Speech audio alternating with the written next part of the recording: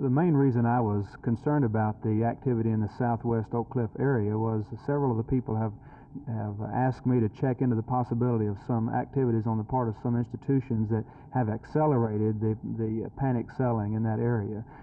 The activities, for example, some of the lending institutions of failing to loan any more money if a neighborhood becomes integrated, or arbitrarily downgrading the loan value of the property in that neighborhood once it becomes integrated, and the part of some of the realtors or the real estate people of leaving a for sale sign up and then putting a sold marker on the house and leaving it up for an unusually long period of time in order to help accelerate the desire of other people to sell their house. And these are the activities that I've asked the city manager and the city attorney to check in on.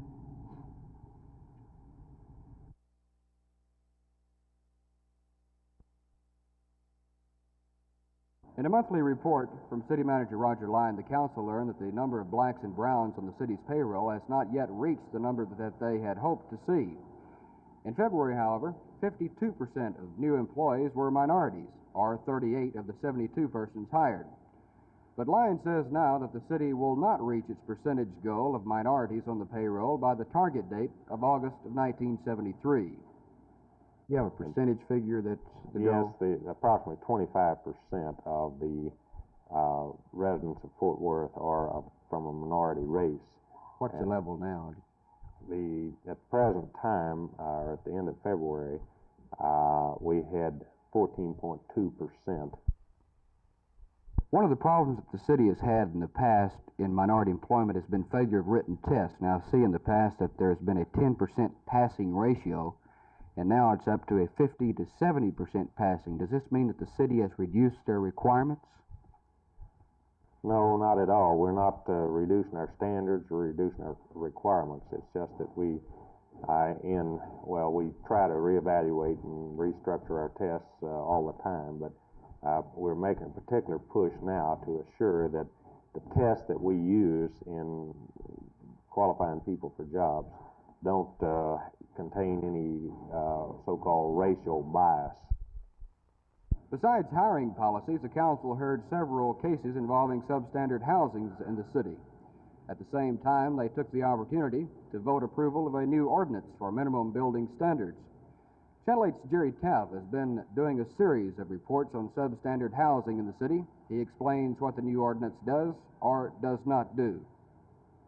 The new ordinance combines the Minimum Housing Standards Code and the Commercial Building Standards Code into a uniform set of guidelines for property maintenance. It also puts a burden on the inspectors of the Substandard Housing Division for the added chores of inspecting commercial buildings. What it does not do is provide any additional enforcement power. The 7 men of the Neighborhood Improvement Program have been working on residentially dilapidated houses for years. As we have shown in previous houses they have declared substandard have remained virtually unchanged, at least as far as the code is concerned, sometimes for as long as 10 years. The code is generally conceded to be a good one, but there has been little that could actually be done in terms of making property owners comply. The new ordinance does nothing to change that. It merely expands the area of responsibility for the men who are responsible for, quote, the enforcement of the code.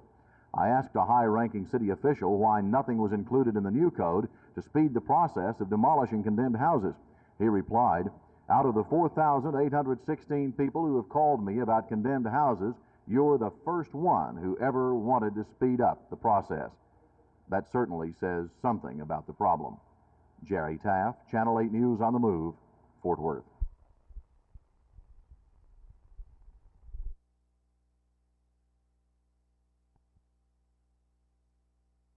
I'm opposed to placing any additional tax on the taxpayers of Dallas County to hold a Democratic and Republican primary. I think it's unfair and it's unjust, and as far as I'm personally concerned, and from the indication the commissioners are the same opinion, that we just not permit this to be done. Not even as a last resort, Jerry? Not even as a last resort. Well, if the governor fails to act and the legislature fails to act, and as a last resort, I don't believe that I would let the voting machine sit in the warehouse while the citizens vote on a paper ballot or whatever method they have to vote on. That the Democratic and the Republican primary, those people that vote in those primaries are tax-paying citizens of this county. And we cannot help it if the governor and the legislature do not assume their responsibility. And if they do not assume their responsibility, then I think the county should step in and provide them with the voting machines.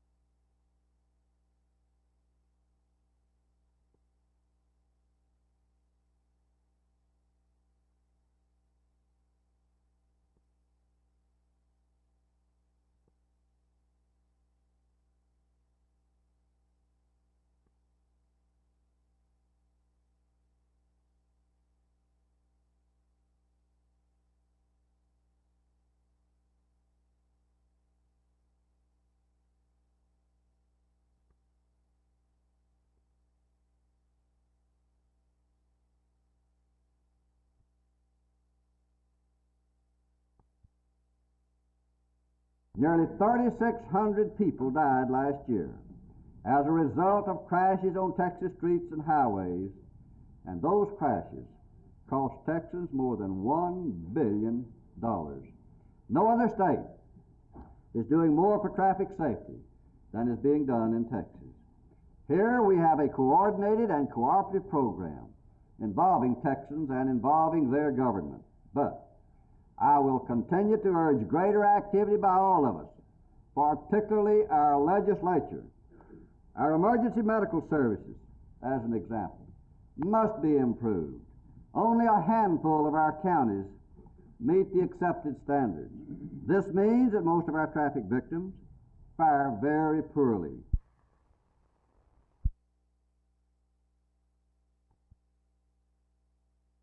If and when we call it, well, we're going to have to, I'm sure, include the code of ethics, for example. We'll include the trailer brake problem that the farmers have. No doubt we'll include the compliance with the highway beautification program. And sooner or later, we've got to have a session to pass an appropriations bill that begins in September of 1972, because we simply do not have one. But these are some of the things with which we're confronted.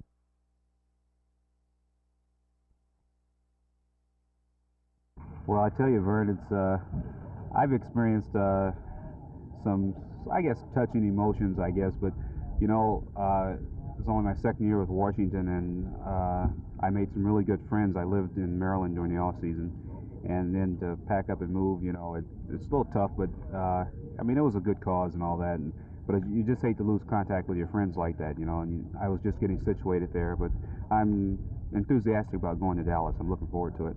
What, Dave, would be a realistic finish for this club this year? Where do you expect you will fall? Well, you know, I was just looking over our ball club, and of course, everybody has a feeling now we can't try and do the things that we did last year as far as look for the home run and everything. We're going to be running more and trying to steal more, hit and run. We're going to have a better defense, I think, and our pitching is going to be good. So I think that we're going to be a little scrappier ball club, and I think we're going to start winning a few of the close ball games. And I hope that we can finish in the first division. Is there anything that you would be satisfied with? I mean, obviously your goal is first place, but assuming that is for this year an impossible achievement, just a first division finish would probably satisfy you then. That's right. Well, you know, my first year in baseball, in Major League Baseball, I played with the Indians, and we had a team similar to this, and our big guns were Sam McDowell and Louis Tiant, and we finished in third place in the American League. This was before the divisions. You know, they put the team in divisions. Mm-hmm. So I feel our ball club is similar to this, and we have just a little more speed than we had then, and we ran a lot. And I think that I'm not being unrealistic when I say we can finish at least third place.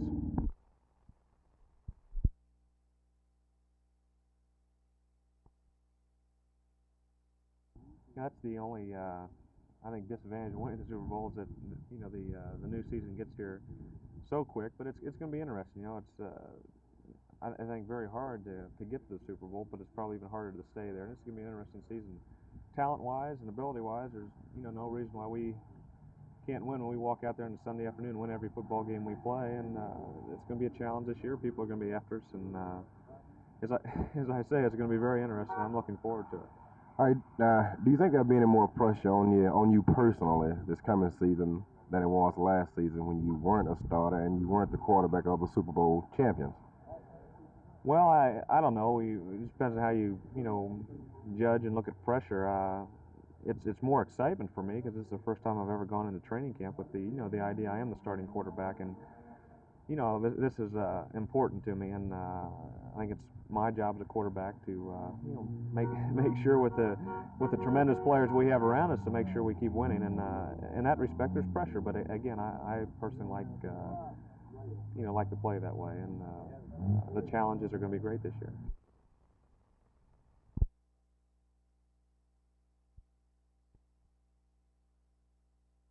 I'll swim the 500-yard freestyle the first day, 200 butterfly the second day, and the 1650-yard freestyle on the Saturday, the last day. Which means you'll need the most for the last, will you not? That's true. I hope I can have something left for the last day of the meet. What do you think the team's chances are of finishing in the top 5? Great. I really think we're swimming well in workouts this week. I know everybody's getting fired up. They're doing their fastest times of the year. And our best swimmers haven't shaved down, and we'll go up there and shave down and really taper and get fired up, and I really think we'll get in the top 5, and I think number 3 is within reach. What will you have to do in order to do this? What plateau will you reach, or what event must you win? Well, we have to place high in all 3 relays, and that's basically been the goal of the team all year. And the other big goal is for every individual to do as well as he can and come up to his full potential.